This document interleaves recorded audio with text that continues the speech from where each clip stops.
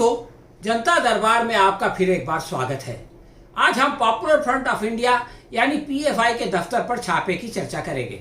Uttar Pradesh STF की team ने शाहीन बाग में पॉपुलर फ्रंट ऑफ इंडिया के दफ्तर समेत पीएफआई के कई ठिकानों पर छापे मारे। हालांकि दिल्ली में इस काम के लिए शाहजी की पुलिस मौजूद है, इसके बावजूद योगी जी ने अपनी पुलिस को इस काम के लिए भेजा। इस मकसद के लिए पीएफआई की स्टूडेंट वीक के लीडर रऊफ शरीफ पर हाथरस में फसाद भड़काने और उत्तर प्रदेश में सीएए मुखालिफ एहतजाज के लिए पैसे जुटाने और हिंसा की साजिश करने का इल्जाम लगाया गया। उत्तर प्रदेश दंगों के मामले में आत्मनिर्भर है, वहाँ गुंडे दिन दहाड़े पुलिस की पिटाई कर देते हैं, इसलिए दंगा फसाद बर्पा करने के लिए किसी को केरला से आने की बिल्कुल जरूरत नहीं है। अब सवाल ये है कि योगी सरकार ने ऐसा क्यों किया। बात यह है कि उसने हाथरस के बदनाम जमाना एसपी विक्रांत वीर की नौकरी बहाल कर दी। इस पर पर्दा डालने और मीडिया का ध्यान भटकाने के लिए पॉपुलर फ्रंट के दफ्तर पर छापा मार दिया। विक्रांत वीर ने सरकार को बचाने के लिए कहा था कि दलित महिला का बलात्कार हुआ ही नहीं, इसके प्राइवेट पार्ट्स पर चोट का इल्जाम गलत है, इसकी जबान नहीं काटी गई, इसकी रीढ़ की हड्डी नहीं टूटी। हालांकि सीबीआई ने अपनी चार्जशीट में इनमें से अधिकतर आरोपों की पुष्टि कर दी है। इसलिए विक्रांत वीर को झूठ बोलकर सबूत छुपाने के इल्जाम में जेल भेज दिया जाना चाहिए, लेकिन उसे बचाने के लिए योगी ने पीएफआई को बलि का बकरा बना दिया। हाथरस की शर्मनाक घटना को मुख्यमंत्री योगी ने पहले तो विक्रांत वीर द्वारा रफा दफा करने की कोशिश की, लेकिन फिर जनता के दबाव में आकर 5 पुलिस वालों समेत उनको सस्पेंड कर दिया। अब विक्रांत वीर की बहाली हो चुकी है और बाकी लोग भी बहुत जल्द ड्यूटी पर आ जाएंगे, किसी को कोई सजा नहीं मिलेगी। दलित विक्टिम के लिए योगी ने 25 लाख रुपया हर्जाना के साथ घर और परिवार के एक सदस्य को सरकारी नौकरी देने का वादा किया था। 5 महीने गुजर गए, लेकिन अब तक इनमें से केवल एक वादा पूरा हुआ है, बाकी 2 वादे अभी तक वादे ही हैं। फास्ट ट्रैक कोर्ट की बात की गई थी, मगर 5 माह बाद भी ये केस कछुए की रफ्तार से चल रहा है। इस दौरान अभी तक किसी को सजा तो दूर, मुकदमा भी ठीक से शुरू नहीं हो सका है। अब तो आरोपियों का हौसला इतना बढ़ गया है कि उनका वकील मुन्ना सिंह पंदेरा ने इसे ऑनर किलिंग का नाम दे दिया, यानी उल्टा मृतक के घर वालों को कातिल बना दिया। उसके घर वालों को अब अपनी बेटी की हत्या के आरोप में फांसी लगाने का षड्यंत्र किया जा रहा है। हाथरस कांड के 4 में से 3 आरोपियों ने बेल एप्लीकेशन दे रखी है। इनमें से एक लवकुश की उम्र एफआईआर के अनुसार 21 साल है, मगर वकील का कहना है कि वो तो अभी तक 18 साल का भी नहीं हुआ।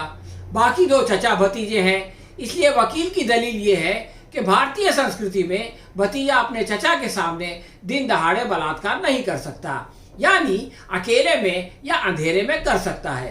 परंतु सवाल यह है कि अगर चचा खुद अपने भतीजे के सामने रैप करने लगे तो भतीजा कैसे रुक सकता है। वैसे वकील की बात पर महाभारत की याद आती है। इसमें जब द्रौपदी का वस्त्रहरण हो रहा था तो पूरा परिवार वहां मौजूद था। गुरु द्रोणाचार्य ने भी मना करने की जहमत नहीं की, तो क्या वो लोग भारत की प्राचीन सभ्यता नहीं जानते थे?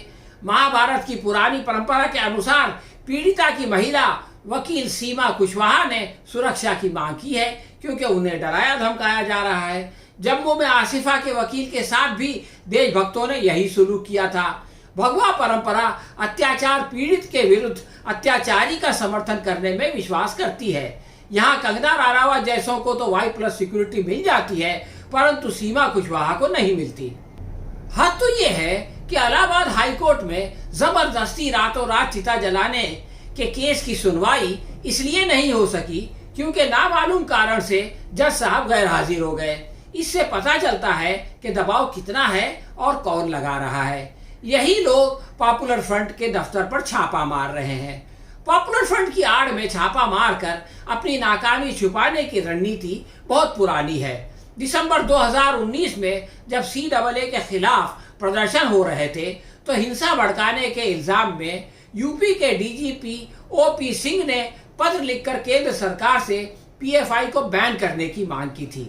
उप मुख्यमंत्री केशव प्रसाद मौर्य ने बिना सबूत पीएफआई पर बंदी लगवाने की गीदड़ धमकी भी दे दी थी, लेकिन उनकी अपनी पार्टी की केंद्र सरकार ने ऐसा करने से इनकार कर दिया क्योंकि इस मांग में कोई दम नहीं था। जनवरी 2020 में सेंट्रल गवर्नमेंट ने इन्फोर्समेंट डायरेक्टर के जरिए केरला के अंदर पॉपुलर फ्रंट ऑफ इंडिया और उससे संबंधित एनजीओ रिहैब इंडिया के 7 ऑफिस बेयरर्स को 2018 के एक पुराने मामले में छानबीन के लिए बुलाया। तो इसी मीडिया ने खूब उछाला, लेकिन कोई खास बात निकल कर नहीं आई।